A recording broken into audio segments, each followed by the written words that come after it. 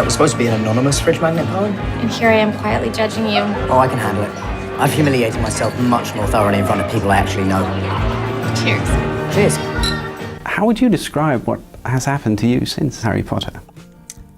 Well, I think the way it started for me was really the first thing I did after Potter was The Woman in Black, but then the first big step then I took after Potter was I did a musical in America for a year where it was like a really all singing, all dancing musical where my character at several points throughout the show would turn to the audience and kind of interact with them. And I've never had that relationship with an audience before, and I've never had to. And something about doing that show for 11 months, I think, really loosened me up, because one of the other actors in there would improvise a lot and throw stuff at me, and you know, I started to really enjoy how that would just change my performance every night, and that was fun. And then I think the thing I'd never really had as an actor was, you know, I'd had my instincts, but I'd never really had a process, and nobody had ever, you know, on Potter, if there was a dancing scene, we'd have a dance coach come in, or if there was a singing scene, we'd have a singing coach. But we never had an acting coach in all the years that we were there. And actually, you know, at times I think that would have been great for us, and we would have really liked that. And you know, so once I started working towards doing Kill Your Darlings, the film where I played Ginsberg, the director of that brought this book round, and we started working on just techniques that I'd never used before, and stuff that sort of removes self-consciousness by focusing you on the other actor. So that and a combination of just working with different crews and having different groups of people, I think has just really been great for me. In fairy tales, love inspires you to be noble and courageous, but in real life, love is just an all-purpose excuse for selfish behavior. You can lie and cheat and hurt people, and it's all okay because you're in love. I don't know if you are actually cynical or just a super crazy romantic cheeseball. What are your limitations as an actor?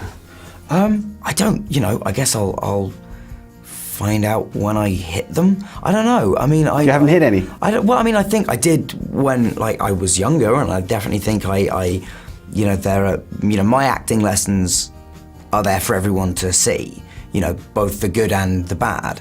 And so, you know, there's definitely moments when I was, you know, limited when I was younger, because you're limited also by your life experience, and, you know, you're just not going to relate to some things if you have no parallel that you can even draw in your own life to it, or in your own head. So I think as your life experience gets wider, your range as an actor should as well. So I hope that that's just something that, so limitations in theory should get less and less. But you haven't had any. You haven't like bumped your head against any like walls. Because I'm thinking of this one. You know, there's you know, there's.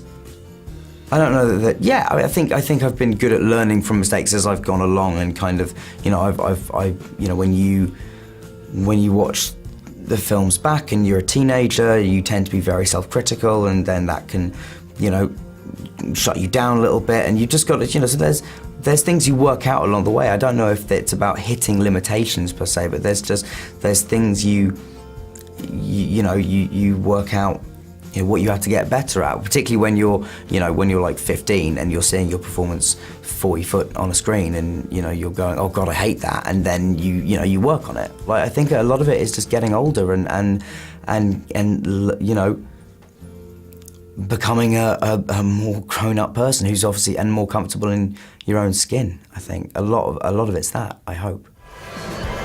It's very easy to be cynical about love until you've had that instant connection. If you're lucky, it happens once in a lifetime.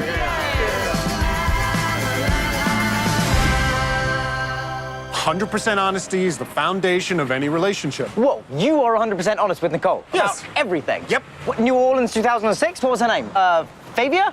Yeah, she did look like a woman, to be fair. 99% honesty is the foundation of any relationship.